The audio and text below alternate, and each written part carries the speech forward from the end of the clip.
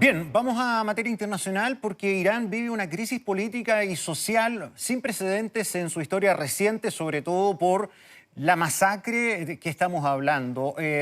Se habla de más de 1.000 fallecidos, al menos 1.000 fallecidos, 1.800 fallecidos. Hay otras cifras también que serían aún más abultadas. Y todo esto más o menos en un espacio de una semana y media, 2 semanas. Todo esto a raíz de una represión muy violenta del régimen del Ayatolá Ali Khamenei y que no se detiene, no se detiene.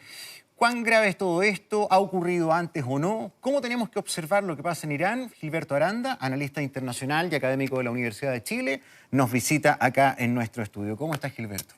Hola, muy buenos días, Gonzalo. Muchas gracias a Mega Noticias por invitarme. Gilberto, este régimen, para no entrar tanto en la historia profunda, pero ya cumple 47 años, ¿sí? Solamente para el contexto.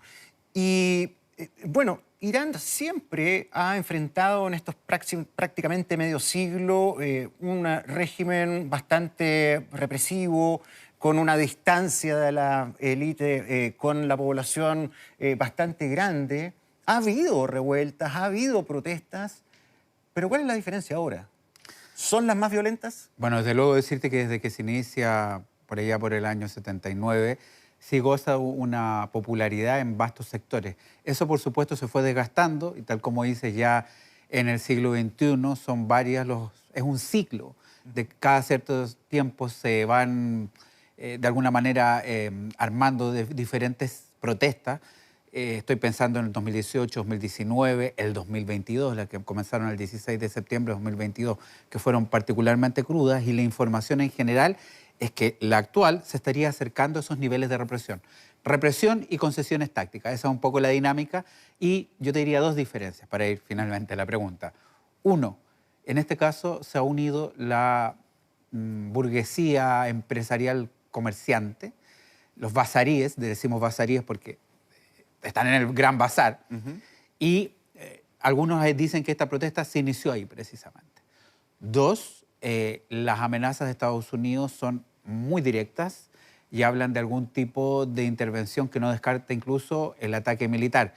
Eso hace que al sentirse apoyados los manifestantes hacen que tenga un increchendo la protesta y llegue a lo que estamos viendo.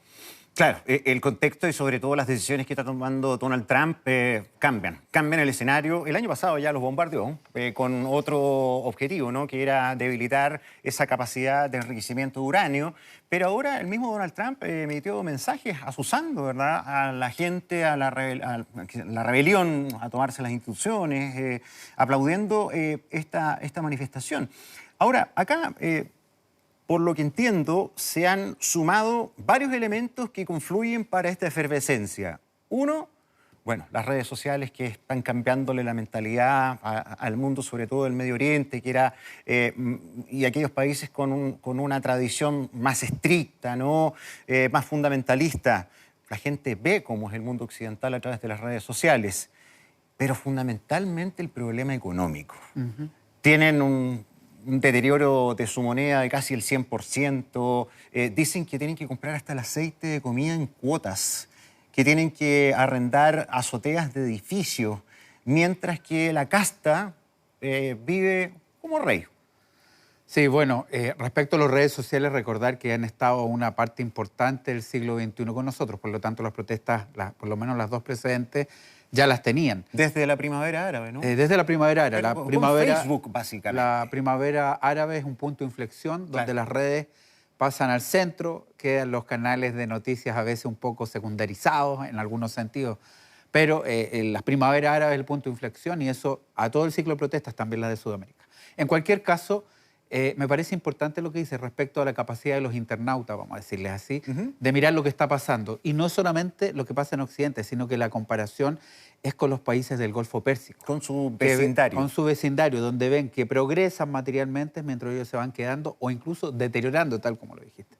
Entonces, la comparación con países, con las monarquías absolutas de la región, que siempre es bueno, a veces también se hace mucho énfasis en el régimen hierocrático, que es Irán, de un Teocracia. sacerdote. Sí, Sí. Sacerdotes Claro. que están a cargo, por decirlo de alguna manera, pero la verdad es que los integrismos en la zona son mucho más fuertes. La yihad, la ley religiosa es mucho más dura e inflexible en otros países que, sin embargo, en lo material han ido progresando. Luego, el punto de inflexión es precisamente en lo económico. El rial, la moneda de Irán, se ha devaluado de una forma increíble, mostrando una inflación que ha hecho que las antiguas clases medias se estén empobreciendo. Y aquellos que en cambio eran precarios ya antes están hoy día en una situación realmente muy difícil y por supuesto eso enoja a la gente. Sí. A ver, es impresionante porque tú tienes razón, por supuesto, en todo lo que nos expones, porque sabes mucho del tema, pero voy al punto de la comparación con otros regímenes, con otras administraciones de la región que son más duras. O sea, uno tiende a pensar que Irán es el más duro. No, hay otras que son peores, que tienen una mirada bastante más aplastante, incluso de la mujer. Y poco a poco el régimen del ayatolá ha ido haciendo concesiones que en los últimos meses, incluso el último año, ha permitido, por ejemplo, que hayan bares con música británica, de los Beatles, música popular occidental. Las mujeres pueden andar en Vespas, en motocicletas, cosa que antes no se podía. O sea, ha ido dando algunas concesiones para ir tratando de matizar esto. Pero definitivamente el mundo se mueve por el bolsillo. Sí, claro. Y cuando están acogotados, reaccionan así. O sea, estábamos viendo unas imágenes ahí de destrucción, estaban haciendo, rompiendo e incendiando una mezquita.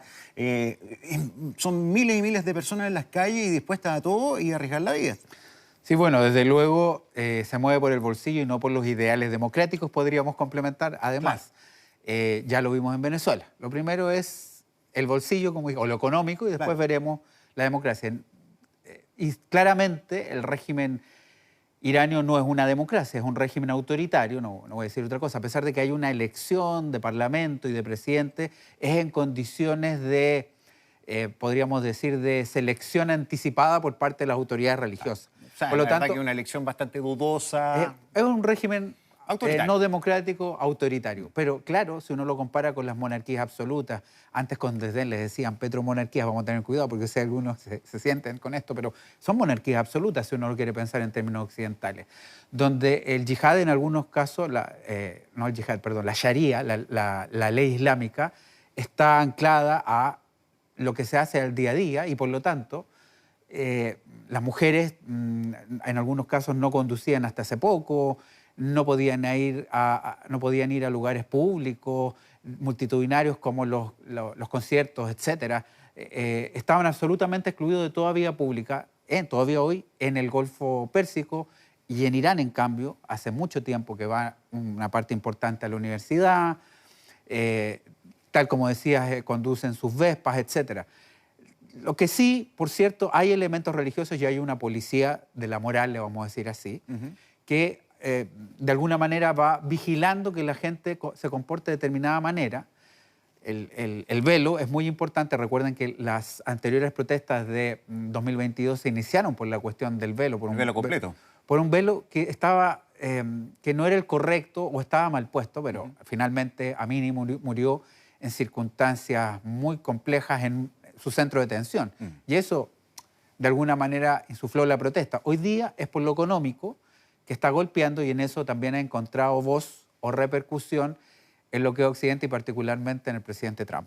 Ahora, ¿qué conexión podemos hacer con todo el contexto que estamos viviendo día a día, incluso en nuestra región? Porque uno dirá, bueno, perdón, pero ¿qué importa Irán? O sea, viven peleando esta cuestión. Como que son culturas así, como es parte de su ciclo. Pero resulta que Irán no solamente ha recibido bombardeos en este gobierno de Donald Trump, sino que también se han multiplicado las medidas asfixiantes de sanciones económicas. Todo eso también explica que estén en esa situación de quiebra que tiene la gente peleando en la calle, porque están ya en la pobreza. Pero también se les corta una cañería de combustible con la toma de Venezuela. ¿Y cuál es la importancia de Irán estratégicamente para el resto del mundo, para las dos potencias? ¿Qué tiene de importante Irán? Bueno, desde luego está el tema geopolítico y los recursos críticos como petróleo, es la tercera reserva, la primera es Venezuela, Sí. es la tercera reserva mundial de petróleo y además tiene una gran cantidad de gas, por lo tanto recursos críticos tiene. Por supuesto que cualquier vaivén que ocurre en Irán va a repercutir incluso en el precio de la gasolina, así que indirectamente... A nivel mundial. A nivel mundial, también Chile, para ser bien claro. Entonces hay que seguir esto con atención. Luego hay otros elementos, ¿no? Estados Unidos tiene un tema hace tiempo con Irán de la década del 50. Y claramente esta es la oportunidad también para hacer sentir su poder después de que lo intentó por allá por el año 79-80. Se malogró una operación militar que fue estudiado para la última que tuvimos. Y claramente en ese contexto hay que reconocer la posición también geopolítica y el centro del Golfo Pérsico de Irán, que de alguna manera tenía una reyerta, una diferencia con otros países aliados de Estados Unidos como Arabia Saudí y que sin embargo también ha ido suavizando y más bien conectándose con Arabia Saudí. Sin embargo, es un Irán debilitado porque lo que se llama, lo que denominaron el eje anti-Estados Unidos en la zona, que era Hezbollah en el Líbano, Siria, pues ya prácticamente está en el suelo o ha cambiado de gobierno, lo que deja, si no en una posición aislada, de una cierta soledad estratégica a Irán, que sin embargo tiene todavía sus valedores en China y sobre todo en Rusia. Moscú. Claro. O sea, es parte, ¿no?, de los principales contendores de Estados Unidos, de la potencia. Entonces, Irán todavía sigue entregándoles, bueno, no solamente su importancia energética, sino que también son fabricantes de armas, de drones, de una serie de elementos bélicos que nutren, por ejemplo, a Rusia, que está en combate con Ucrania. Hay todo... probablemente una batería de razones que expliquen que Estados Unidos esté en la mira. Ahora, Donald Trump dijo, vamos en ayuda, pronto llegará la ayuda. ¿Irá a atacar de nuevo? ¿Qué quiere decir eso? Es el punto. Bueno, desde luego decir que a mí me parece que son los contendores de Estados Unidos, pero sobre todo... Enemigos de Israel. Enemigos de Israel, pero sobre todo el caso de China, ¿no? De China. China y Estados Unidos tienen una competencia. Pero Irán... ¿Por Irán qué es tan estratégico para China? Tienen una serie de acuerdos que han ido reforzando. De hecho, el acercamiento entre Arabia Saudí e Irán, de alguna manera lo realizó, o quien hizo de mediador fue China. Quiere una zona estable, no está tan lejos de su zona de incidencia inmediata y necesita tanto los estrechos como también los recursos naturales. Está Hormuz, claro, el estrecho de Hormuz, por donde pasa prácticamente toda la garganta negra, el petróleo, la garganta. Es donde pasa alrededor de un 30% del petróleo del mundo. Claro. Es la garganta y por lo tanto cualquier problema ahí nos repercute también. Pero qué importante decir que a mí me parece sí que en este juego geopolítico renovado, pues Estados Unidos y Rusia tienen algunos acuerdos. Con China no estoy tan seguro, es más... creo que una relación más distante, pero con Moscú tienen algunos acuerdos. Claro que esto puede ser un desacuerdo, puede ser algo donde no estén completamente selladas las formas de acercarse. Yo creo que en cambio lo de Venezuela y lo de Ucrania está más que hablado desde Alaska. Sí. En cualquier caso, muy importante lo que dijiste de las armas, porque ¿cuál es el interés incluso declarado de Estados Unidos antes de todo lo que estamos viendo? Es que además del desarrollo nuclear, el enriquecimiento de uranio de Irán, también hay un programa de misiles que ha sido ya aprobado respecto a Israel y que a Estados Unidos le preocupa y a Israel más todavía. Israel ha salido un poco del foco, entendió bien que es mejor, aparentemente. Aunque han seguido los bombardeos de la Franja de Gaza. No, sí. Pese a los acuerdos. Salió del foco de Irán, me refiero. Sí, claro. Sigue o sea, los bombardeos activo. que hizo Estados Unidos el año pasado funcionaron para correr a Irán del conflicto con Israel. Pero Israel también sigue muy preocupado por el programa de misiles, porque hay que recordar que se usaron unos 500 misiles iranios sobre Israel y todavía debe quedarle por lo menos un 75% más. Hicieron re poco daño porque el escudo israelí funcionó re bien. Sí, pero fueron usados de manera dosificada, no fueron lanzados los 500 inmediatamente. Y la pregunta es si hay los pertrechos suficientes para que ese domo siga actuando como estuvo casi al 100%. Ahora, esta capacidad de misiles de Irán tiene poder para llegar a esa distancia, no son intercontinentales. No, no son intercontinentales, pero en la región pueden hacer región, sí, mucho daño. ¿Ah? Sí. Está a una distancia de 2.000 kilómetros donde los lanzaron en la Guerra de los 12 días, como Sí, se llama. el año pasado. Claro, Julio, el año ¿no? pasado. Julio. Sí, exactamente. Junio. Porque en esa ocasión fueron lanzados 2.000 kilómetros, como digo, una distancia como de Santiago de Iquique, ¿no? Por decirlo de alguna manera. Y, por lo tanto, una distancia importante, pero claro, no tienen esa capacidad que han desarrollado otros estados respecto a intercontinentalidad. En cualquier caso, Estados Unidos estaba muy preocupado de eso, está de alguna manera diciendo que es necesario no solo terminar el enriquecimiento de uranio, sino que clausurar este programa de desarrollo de misiles, y ahora está, se supone, negociando. O sea, ya se abrieron a negociar y ¿Con Khamenei? con Pezeshkian, con el presidente que tiene el visto bueno de Khamenei. Claro. Pero claro, vamos a ver cómo resultan estas negociaciones al mismo tiempo que se profieren estas invectivas donde dice, ya va la ayuda. ¿Qué significa esa ayuda? Pues no sabemos. Lo que sí, Estados Unidos opta por una negociación rápida, no espera mucho, es el estilo Trump. Venezuela. La vez pasada llevaban 60 días y él había dicho que eso era el máximo, el día 61 atacaron. Sí. Y claramente el tema es que, en cambio, los iranios por cultura, es una cultura más que milenaria, son de paciencia estratégica, entonces en ese contexto pueden desencontrarse. Además, matemáticos históricamente. Sí, definitivamente. Ellos crearon el ajedrez, además, son estratégicos. Son estratégicos. Y piensan que a veces se tienen que dilatar las negociaciones. Estados Unidos actual no permite eso, por lo tanto, si me dicen, ¿ves algún tipo de ataque militar? Pues no lo puedo descartar. Veo otras opciones antes, pero tampoco lo puedo descartar porque Trump actúa lo impredecible es su aliado, es el factor con el que trabaja. Ahora, ¿qué le conviene a Estados Unidos que pase en Irán? Porque por las palabras de Donald Trump, muchachos, sigan protestando, vayan con todo, tómense las instituciones. ¿Estados Unidos quiere que caiga el régimen de Khamenei? ¿Eso es lo que quiere? ¿Eso le conviene?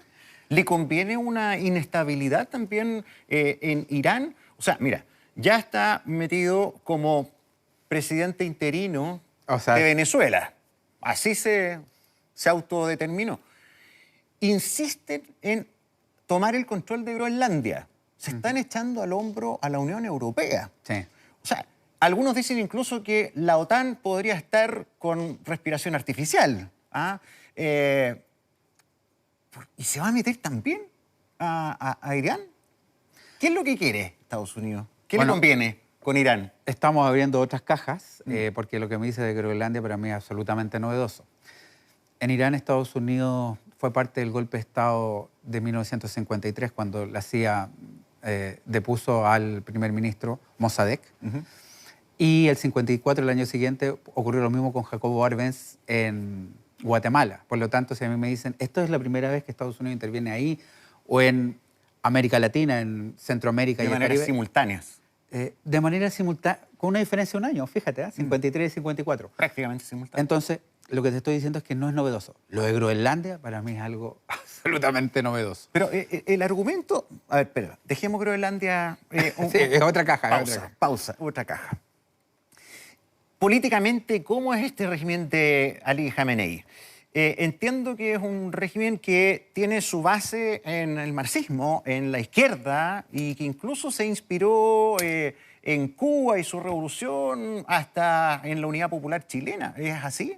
A ver, las bases... su modelo, ¿no? Las bases del gobierno de los ayatolas o básicamente la República Islámica de Irán es islamismo, que es una tradición religiosa.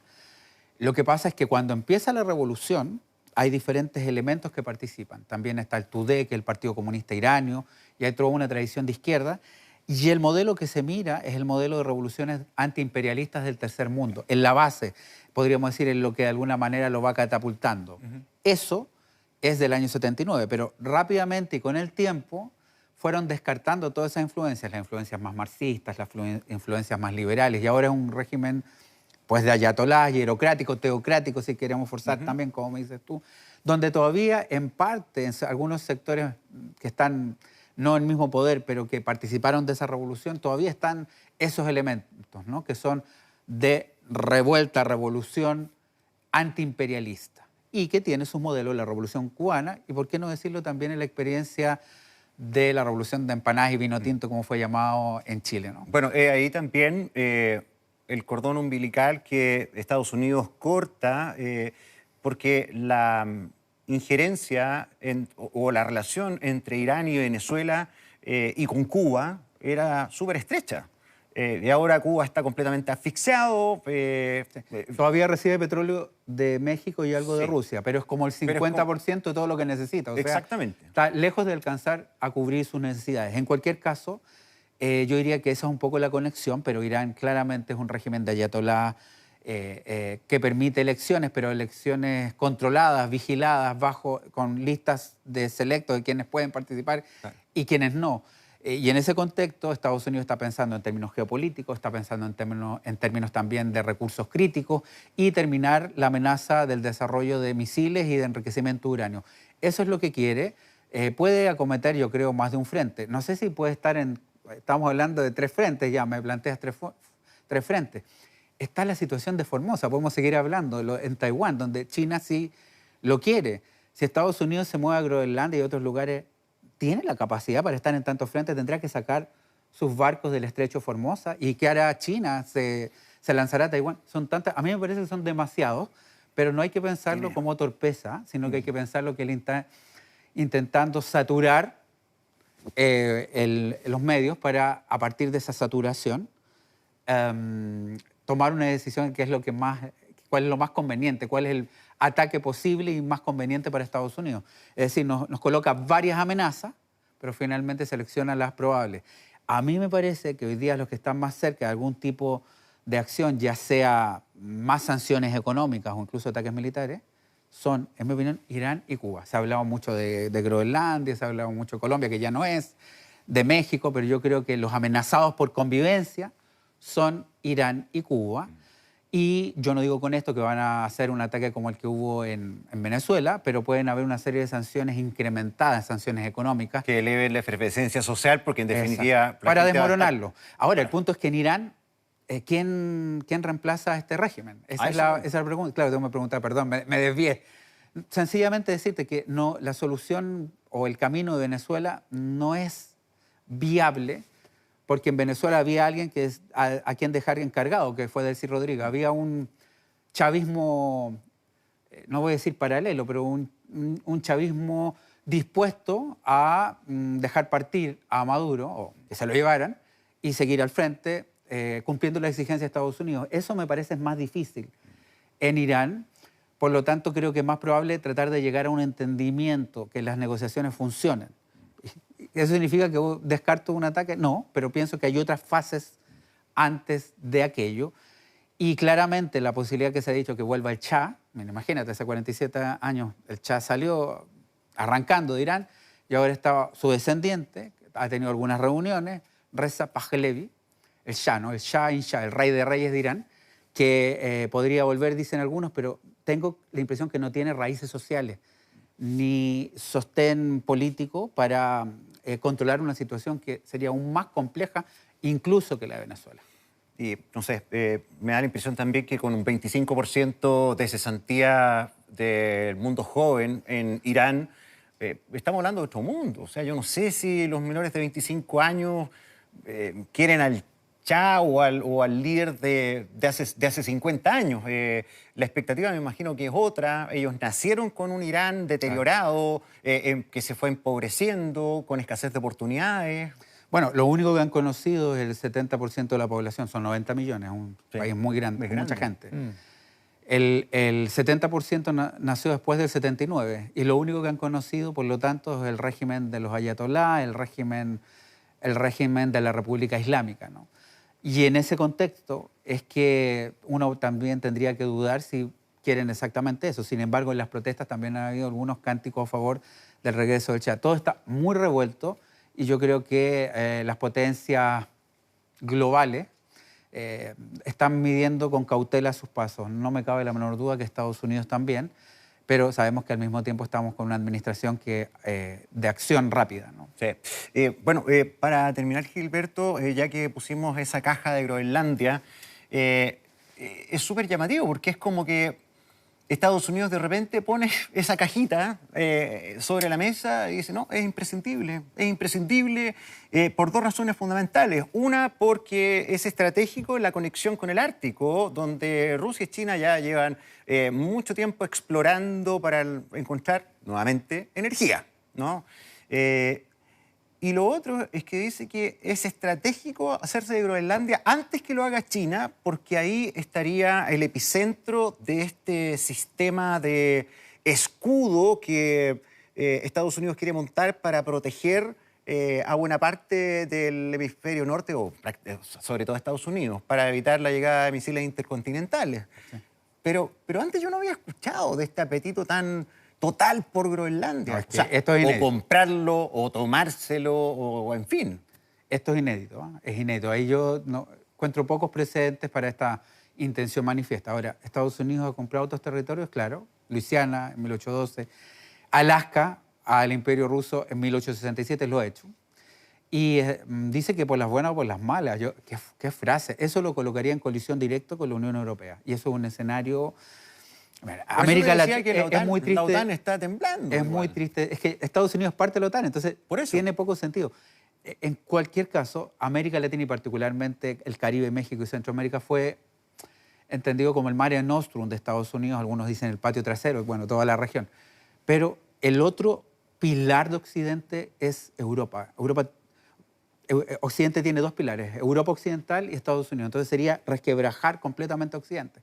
Se partirían en dos porciones que prácticamente estarían desentendidas en todo. ¿Y cómo funcionaría el Tratado Atlántico Norte? Ponte tú si Estados Unidos ataca. Porque en el fondo hay un acuerdo entre partes que si uno de sus miembros es atacado, todos los defienden. Y el resto de la Unión Europea defendería a Dinamarca. Por lo tanto, lo que se entiende es que ese tratado se acabaría ese día. Eso hay que ser muy consciente. En cualquier caso, ¿por qué es importante Groenlandia? Recursos críticos, como tierras raras, solo por nombrar una. Dos, el Ártico, el Círculo Ártico, cuyo mayor predominio lo tiene Rusia. China está entrando muy fuerte, pero Rusia tiene un predominio muy importante. Quiero decir que a pesar de que algunos en la Casa Blanca o en la administración Trump no creen en el cambio climático, sí advirtieron que se está derritiendo el Ártico. Por lo tanto, se hace navegable más tiempo de lo que solía ser. Y eso habla de una ruta directa a Asia mucho más eficaz y rápida que la de la seda. 21 días antes. Entonces Estados Unidos está absolutamente interesado en controlar más que el Groenlandia. Yo diría energía, Groenlandia para también tener presencia incrementada en el Ártico y llegar a un acuerdo. Yo creo que este fue un tema central en Alaska, la reunión de Alaska. Esa reunión va a pasar a la historia. La del año pasado. La del año pasado. Fue el tema del Ártico. O sea, supuestamente de Ucrania, pero hablaron de Ucrania. Ahí fue Vladimir Putin. Vladimir Putin y Donald Trump. Claro. O sea, supuestamente era para hablar de Ucrania, pero hablaron de Ucrania, hablaron de Venezuela y hablaron del Ártico. No me cabe la menor duda. Y yo creo que una de las aristas, se ha dicho adicionalmente, una de las aristas de este escudo que replicaría el domo de hierro de Israel, estaría enclavado precisamente en esa zona. Sin lugar a dudas, es un mundo inimaginable hace algunos años. Claro, más allá de la toma de Groenlandia, sería ya definitivamente el quiebre del orden mundial como lo hemos conocido. O sea, pero Donald Trump hace rato que le estaba dando esas señales. Mira, por ejemplo, hace unas semanas ya renunció o sacó a Estados Unidos de la mitad de las organizaciones de Naciones Unidas. Siempre ha despreciado las Naciones Unidas. Dice que finalmente es una cuestión para darle pega a los progresistas y a la izquierda. Segundo, a la Unión Europea le dijo, ¿sabe qué? Yo los voy a obligar a que ustedes paguen más. O sea, estoy financiando yo la guerra de Ucrania y ustedes ponen muy poco. Entonces, él tiene una mirada bien crítica. Cree que todo el mundo se está, en definitiva, aprovechando de Estados Unidos. Sí. Bueno, hay que recordar que Naciones Unidas la creó Estados Unidos. Eso nunca hay que perder de vista eso y por lo tanto si me dicen, ¿podría acabarse la OTAN? Yo creo que no, pero ya no lo puedo descartar, porque estamos frente a una administración que está empeñada en parte importante de la historia de Estados Unidos borrarla y más bien ir a esa vieja historia de finales del siglo XIX y principios del siglo XX del Estados Unidos imperial, boyante, que crecía y que se expandía militarmente en el hemisferio. Esa es la que recupera y desdeña el punto de máximo poder de Estados Unidos, que es el año 45, cuando precisamente crea Naciones Unidas. Así que creo que todo es posible en este caso y sin lugar a dudas de ocurrir un ataque a Groenlandia, que me imagino que van a haber negociaciones antes, que incluso va a haber una oferta de compra, etcétera, de pasar eso, claramente estaríamos en otra tesitura. Se acabaría este occidente político que logró consolidarse a partir de la Segunda Guerra Mundial, eso se acabaría. Y por eso, fíjate, incluso en las carambolas, ¿no? No sé si les gusta el pool, ¿no? Golpea una bola y salta otra. Sí. El acuerdo entre la Unión Europea y Mercosur, que estaba tan dilatado y parecía que no se iba a firmar, finalmente se firma. ¿Por qué? Porque Europa ya cada día está más consciente que no puede contar con Estados Unidos, que está más sola, y aprovecha de incrementar sus lazos con Latinoamérica. Ese es el camino. Hay que multiplicar los lazos, no encerrarnos en alineamientos cerrados con una sola potencia. Hay que diversificar los lazos y apostar, ¿por qué no? También por Occidente, también por la Unión Europea, como también por el ASEAN, como la India, todo lo que nos saque de esa confrontación bipolar, no de Guerra Fría, pero bipolar finalmente, competencia entre Estados Unidos y China. Gilberto, muchísimas gracias por venir. Te dejamos porque tienes que llegar a tus clases, que son muy pronto. A una reunión al lado de la universidad realmente, para el Congreso Futuro, escuchar... bonito. Bien, pues. Así que para allá vamos. Muchas gracias. Gracias por estar. Buenos días. Chao, chao.